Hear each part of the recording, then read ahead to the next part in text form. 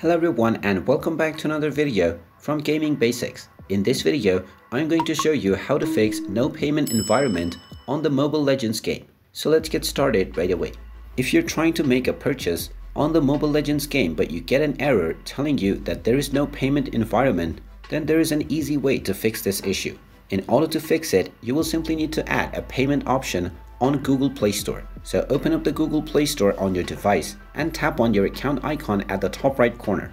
You will then be taken into your account menu, from which you can simply tap on Payments and Subscriptions, and you will find the Payment Methods option. Go ahead and tap on Payment Methods, and now you have the options to add credit or debit card and more payment settings as well. Go ahead and tap on the option that you want to set, and you will be asked to enter your credentials, including your card number, the expiration date, security code, your name, your address, and various other personal details.